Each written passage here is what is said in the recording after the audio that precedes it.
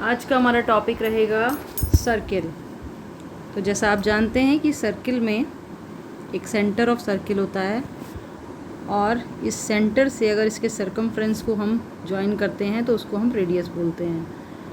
और रेडियस को अगर हम एक्सटेंड करेंगे दूसरे साइड सरकमफ्रेंस तक तो ये हमारा डायमीटर कहलाता है। ठीक है, ये डायमीटर जो होता है वो 2 टाइम्स ऑफ रेडियस होता है।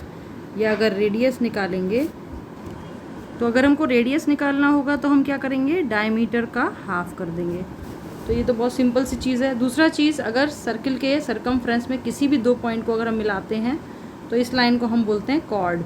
ठीक है, तो इस हिसाब से अगर आप देखिएगा तो ये डायमीटर जो है वो भी एक तरीके का कॉर्ड है सर्किल का, और ये सबसे बड़ा कॉर्ड कहलाता है। डायमीटर जो है सर्किल का, किसी भी सर्किल का जो डायमीटर है वो सबसे बड़ा कॉर्ड होता है। क्योंकि अगर आप कोई भी लाइन जो सरकमफ्रेंस पे 2 पॉइंट को मिला रही है उसको अगर आप खींचेंगे तो आप देखेंगे कि सबसे बड़ी लाइन वही है जो डायमीटर, जो सेंटर से पास हो रही है, जो कि डायमीटर ऑफ द सर्किल है।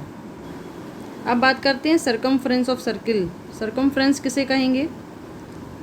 कोई भी सर्किल है या कोई भी अगर सर्कुलर पार्क है या पाथ है जिस पर हम घूम रहे हैं तो हम इस सर्कल के साइड में ऐसे करके पार्क में घूमेंगे। तो ये जो हमने पूरा डिस्टेंस कवर किया ये सर्किल का कहलाता है सरकमफ्रेंस। ठीक है, इसको हम सरकमफ्रेंस बोलते हैं। और ये सरकमफ्रेंस जो होता है वो बराबर होता है 2 पाई आर। जो भी इस सर्किल का रेडियस है उसको 2 इंटू पाई कर देंगे। पाई का वैल्यू 22/7 होता है और जो भी इस सर्किल का रेडियस है वो आप डाल देंगे वैल्यू, तो आपके पास सरकमफ्रेंस ऑफ सर्किल आ जाता है। इसी तरीके से अगर आपको किसी सर्किल का एरिया निकालना है, एरिया मतलब किसी भी फील्ड में अगर आपको कुछ भी ग्रास लगवानी है या फिर कोई पेबल्स बिछवाने हैं सर्कुलर एरिया में, तो ये पूरा एरिया उसमें कवर होगा। ठीक है, और उसका एरिया अगर आपको कैलकुलेट करना है तो आप फार्मूला जो यूज़ करेंगे वो होगा पाई आर स्क्वायर, जिसमें पाई 22/7 होता है और रेडियस सर्किल का 2 बार आप मल्टीप्लाई करेंगे, उससे आपका ये पूरा एरिया सर्किल का आ जाता है। ओके, तो ये हो गया सरकमफ्रेंस एंड एरिया कैलकुलेट करने का मेथड। अब सर्किल में किसी भी पॉइंट से, ये बाहर का एक पॉइंट ले लेते हैं, इससे होकर कोई भी लाइन इसको टच करते हुए जाती है तो इस लाइन को हम बोलते हैं टेंजेंट ऑफ सर्किल। ठीक है, ये केवल एक ही पॉइंट पर सर्किल को कट करेगी या फिर इंटरसेक्ट करेगी। ठीक है, इंटरसेक्ट कह लो या फिर इसको टच करते हुए दूसरे साइड जाएगी, और ये एक ही पॉइंट से होकर ये लाइन पास हो सकती है जो सर्किल पर मर्ज होगी। ठीक है, तो ये कहलाती है टेंजेंट ऑफ सर्किल। सर्किल के अंदर अगर हम, ये तो हमारा सेंटर हो गया, हमने किसी भी 2 पॉइंट से अगर होके जो सरकमफ्रेंस पे 2 पॉइंट लाई कर रहे हैं इनको अगर हम मिला देते हैं तो ये सर्किल को सेगमेंट्स में बांट देता है। ये बड़ा सेगमेंट जो होता है ये होता है मेजर सेगमेंट, और ये जो छोटा वाला पोर्शन हो गया ये हो जाता है हमारा माइनर सेगमेंट। ओके, तो ये तो हो गया सेगमेंट की बात। अब हम लोग बात करेंगे what is arc of a circle. ये हमने एक सर्किल लिया, इसका एक सेंटर है, इसका एक रेडियस है। इस सेंटर से किसी भी 2 पॉइंट को अगर हम मिला दें, ये ए पॉइंट है और ये बी है, तो ये जो ए और बी सरकमफ्रेंस पे डिस्टेंस है ए बी, ये कहलाता है सर्किल का आर्क। ठीक है, तो ये हमारा आर्क हो जाता है। और ये जो आर्क है ये सेंटर के ये तो डिस्टेंस रेडियस के बराबर होंगे। अगर हम सेंटर से इनको दोनों साइड दोनों पॉइंट्स को मिला देते हैं तो ये जो पोर्शन बनता है इसका ये कहलाता है सेक्टर ऑफ सर्किल, इसे बोलते हैं सेक्टर। ठीक है, सेक्टर ऑफ सर्किल। अब इसमें अगर हम एक सेक्टर को कंसिडर कर रहे हैं इसको, तो ये जो बचा हुआ पोर्शन है ये कहलाता है मेजर सेक्टर। ठीक है, ये मेजर सेक्टर हो जाता है। और जो छोटा वाला पोर्शन है जो किसी आर्क के अंदर, आर्क और रेडियस के बीच का पोर्शन है, ये हमारा कहलाता है माइनर सेक्टर। ठीक है, तो ये छोटा वाला हिस्सा हो गया माइनर सेक्टर, और जो बड़ा हुआ पोर्शन है, बड़ा वाला जो इस आर्क ने 2 भाग में बांटा है, तो ये हमारा मेजर सेक्टर कहलाता है। सर्किल को अगर हम इसके डायमीटर से उसको 2 पार्ट में बांट देते हैं तो ये हर एक पार्ट क्या कहलाता है, सेमी सर्किल। ये तो सबको पता ही होगा, सेमी सर्किल का नाम सबने सुना होगा। This is called semi circle. ये दोनों इक्वल पार्ट्स होते हैं। ठीक है, तो किसी भी सर्किल को अगर हमें दो इक्वल पार्ट्स में बांटना है तो उसके डायमीटर से उसको दो भाग में कट कर देंगे तो वो दो दो सेमी सर्किल में बढ़ जाता है और दोनों पार्ट उसके इक्वल। किसी भी सर्किल के अंदर जो भी पॉइंट्स होते हैं, कोई भी पॉइंट जो अंदर लाई कर रहे हैं वो सब हैं इंटीरियर पॉइंट्स ऑफ सर्किल, और जो पॉइंट उसके बाहर लाई करेंगे वो हो जाते हैं एक्सटीरियर पॉइंट। तो ये तो एक सब में ही हम देखते हैं कि जो भी क्लोज्ड सरफेस के अंदर में जो भी पॉइंट्स होते हैं वो इंटीरियर पॉइंट्स हो जाते हैं और जो बाहर लाई करते हैं वो एक्सटीरियर पॉइंट्स। अब कुछ क्वेश्चंस जो सर्किल पे बनते हैं उनमें जो कॉन्सेप्ट यूज़ होता है उस पर भी हम लोग बात कर लेते हैं। जैसे एक क्वेश्चन कभी कभी आता है कि एक सर्किल है, ठीक है, ये सर्कुलर कोई फील्ड है, एक सर्कुलर कोई फील्ड है और उसके अंदर भी एक सर्कुलर पाथ पर हमको गार्डन डेवलप करना है और उसके चारों तरफ ये रोड बनानी है, ठीक है। ये हमारी एक रोड है जो पार्क के चारों तरफ है। अब हमको अगर इस रोड का एरिया निकालना है, ठीक है, एरिया ऑफ दिस रोड, तो उसमें हम क्या कॉन्सेप्ट लगाएंगे? हमको इस पूरे एरिया में इसको पेबल से कवर करना है या इसको कंक्रीट करना है, जो भी करके हमको रोड बनाना है, इस पूरे रिंग का एरिया हमको चाहिए। तो जब भी हमको रिंग का एरिया निकालना होता है तो आप देखिए कि ये कॉन्सेंट्रिक सर्किल की तरह काम कर रहा है। एक ही सेंटर से दो सर्किल बने हुए हैं विद डिफरेंट रेडियस, ठीक है। तो ये अंदर वाला रेडियस को अगर हम स्मॉल आर लेते हैं और ये बाहर वाले सर्किल का कैपिटल आर रेडियस लेते हैं, तो अगर हमको इस पोर्शन का एरिया निकालना है तो हम क्या कर सकते हैं, इस बाहर वाले सर्किल के एरिया से अगर हम अंदर वाले सर्किल के एरिया को हटा देंगे तो हमारे पास बचा हुआ एरिया किसका आएगा? इस रोड का आ जाएगा। तो सर्किल का एरिया हमने बात की थी क्या होता है, पाई आर स्क्वायर। इस केस में बाहर वाले सर्किल का एरिया होगा पाई कैपिटल आर स्क्वायर, क्योंकि उसका रेडियस हमने कैपिटल आर लिया है, और अंदर वाले सर्किल का एरिया होगा पाई स्मॉल आर स्क्वायर। अब आप देखिए कि बाहर के एरिया में ये पूरा एरिया रोड वाला और ये जो हमारा पार्क का एरिया है पूरा कवर्ड है, पूरा एरिया आ रहा है इस पाई आर स्क्वायर में, और पाई स्मॉल आर स्क्वायर में केवल अंदर वाला पोर्शन आ रहा है पार्क का एरिया। तो अगर हम इस पूरे एरिया में से इस पार्क के एरिया को हटा देते हैं तो बचा हुआ एरिया हमको क्या डिफाइन करेगा? इस रोड का एरिया। तो केवल इसको हम अगर सॉल्व कर देते हैं तो हमको इस तरीके की रिंग का एरिया मिल जाता है, या आप बोल रहे हैं इस रोड का एरिया हमको मिल जाएगा। अब हमने बात की थी कॉन्सेंट्रिक सर्किल की। तो कॉन्सेंट्रिक सर्किल्स क्या होते हैं? वो सारे सर्किल्स जो किसी एक ही रेडियस से एक ही सेंटर से खींचे होते हैं बट डिफरेंट रेडियस के होते हैं, ठीक है।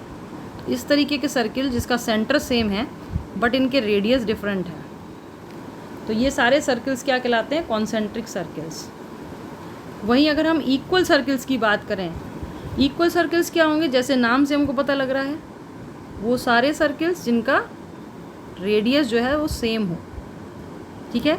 इनको हम कॉन्सेंट्रिक सर्किल कॉन्ग्रुएंट सर्किल भी बोलते हैं, कॉन्ग्रुएंट, ठीक है। जैसे ट्राइंगल को हम कॉन्ग्रुएंट करते हैं, ऐसे ही कॉन्ग्रुएंट सर्किल इसको बोलेंगे, क्योंकि इनके रेडियस सेम है। तो ये कैसे सर्किल कहलाएंगे? Equal circle. अब दूसरे टाइप के सर्किल क्या होंगे? एक सर्किल होता है जिसको हम सर्कमस्क्राइब्ड बोलते हैं, सर्कमस्क्राइब्ड सर्किल। ये कैसा सर्किल? ऐसा सर्किल जो किसी भी पॉलीगॉन के वर्टेक्स से पास हो रहा हो, या आप बोलिए कि किसी सर्किल के सर्कमफ्रेंस पे किसी पॉलीगॉन के सारे वर्टेक्स टच हो रहे हों, तो इस तरीके के सर्किल जो होते हैं वो क्या होंगे? सर्कमस्क्राइब्ड, ठीक है। जैसे एक और फिगर हम लोग ले लेते हैं। सर्किल हमने बनाया, उसमें कोई क्वाड्रिलेटरल है। अब आप देख रहे हैं सर्किल के अंदर जो ये क्वाड्रिलेटरल है, इसके सारे वर्टेक्स इसको टच कर रहे हैं, इसके सर्कमफ्रेंस को। तो ऐसे सर्किल्स होते हैं circumscribed circle. Next type of circle होगा इंस्क्राइब्ड। इंस्क्राइब्ड सर्किल क्या है? जस्ट सर्कमस्क्राइब्ड का उल्टा। यहाँ पे क्या होगा, कोई हमने फिगर लिया हुआ है ज्योमेट्रिकल फिगर, और उसमें उसी के अंदर से होकर सर्किल पास हो रहा है उसको टच करते हुए, ठीक है। कोई हमने क्वाड्रिलेटरल बनाया हुआ है, उसके चारों साइड को टच करते हुए कोई सर्किल जा रहा है।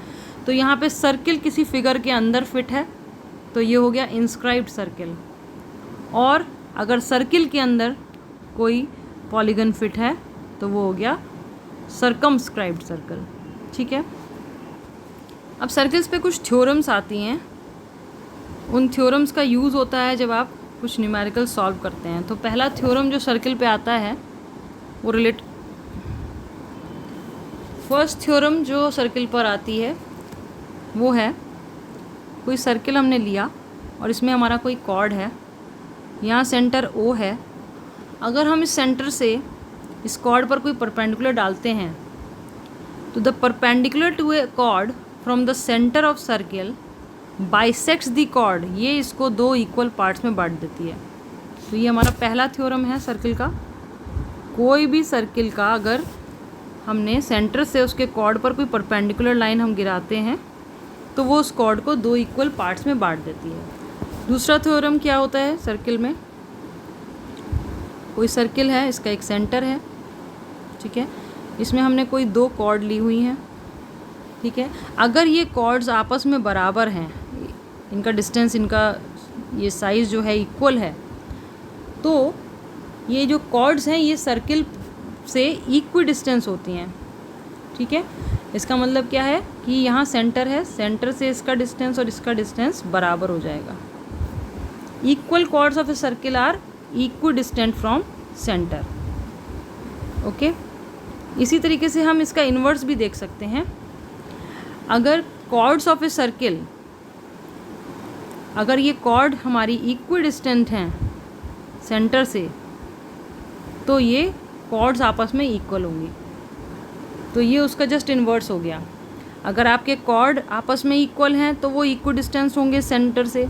अगर कोई भी दो कॉर्ड इक्वी डिस्टेंट हैं सेंटर से तो वो कॉर्ड इक्वल हो जाएंगी, ठीक है। तो एक दूसरे का ऑपोजिट। नेक्स्ट थ्योरम जो आती है उसमें बोला जाता है कि अगर कोई भी तीन पॉइंट्स हैं जो कि स्ट्रेट लाइन पे नहीं हैं, जैसे मान लीजिए तीन पॉइंट हमने ले लिए A, B, C, तो इन तीन पॉइंट से होकर केवल एक ही सर्किल पास हो सकता है, ठीक है। There is one and only one circle which passes through 3 points which are not in a straight line. तो केवल एक ही सर्किल पास होगा अगर तीन पॉइंट्स कोई ऐसे हैं जो कि स्ट्रेट लाइन पे नहीं है। अब कुछ थ्योरम्स हम आर्क के ऊपर भी ले लेते हैं। हमने अभी सर्किल में पढ़ा था कि आर्क किसे कहते हैं। अगर कोई सर्किल हमने लिया है, ठीक है, इसमें अगर हम कोई दो आर्क ले रहे हैं CD एंड AB, तो अकॉर्डिंग टू थ्योरम अगर हमने दो आर्क लिए हैं, एक AB और एक CD है, अगर ये दोनों आर्क इक्वल हैं, AB का जो डिस्टेंस है और CD के बीच का जो डिस्टेंस है वो दोनों अगर सेम है, तो वो सेंटर पे जो एंगल बनाएंगे, दिस एंगल और C और D के बीच में ये एंगल, ठीक है, तो ये दोनों एंगल जो हैं बराबर होंगे। अगर दो आर्क सर्कल के इक्वल हैं, AB is equals to CD है, तो उस केस में थीटा इक्वल्स टू गामा हो जाएगा, ठीक है। तो ये एक थ्योरम है। इसके बाद एक बहुत इम्पॉर्टेंट थ्योरम आती है सर्किल के ऊपर जो आर्क की ही थ्योरम है। इसमें अगर कोई सर्किल है, उसमें एक आर्क है AB, वो सेंटर पे एक एंगल बना रहा है थीटा, ठीक है, और कहीं भी सरकमफ्रेंस पे एक और एंगल बना रहा है यही आर्क, ये AB आर्क से ही एक और एंगल बन रहा है। तो ये जो सरकमफ्रेंस पे एंगल जो बन रहा है इसी आर्क से, AB से, और जो सेंटर में बन रहा है, इनमें क्या रिलेशन है? तो जो सेंटर वाला एंगल होगा हमेशा इसका डबल होता है। अगर ये थीटा है तो ये 2 थीटा हो जाएगा, ठीक है। वहीं अगर इसको हम यहाँ पे लेते हैं थीटा, तो इसकी वैल्यू जो ये वाला थीटा था ये हाफ हो जाएगी उसकी, θ/2 हो जाएगा। तो एज पर द थ्योरम अगर कोई भी आर्क सेंटर पे जो एंगल बना रहा है और वही सेम आर्क सर्कमफ्रेंस पे कहीं पर भी एंगल बना रहा है, अगर हम एक और ले लें एंगल तो इस तरीके से बनेगा ये एंगल, तो सर्कमफ्रेंस पे जो एंगल बनेगा वो हमेशा सेंटर पे बने हुए एंगल का हाफ होता है। ये थ्योरम बहुत यूज़ होता है सर्कल के केस में। तो आई होप सर्कल के टॉपिक्स आपको कुछ हद तक क्लियर हो गए होंगे। हम कोशिश करेंगे और टॉपिक्स लाने का, तब तक आप इन कॉन्सेप्ट्स को रिवाइज़ कीजिए। Till then bye.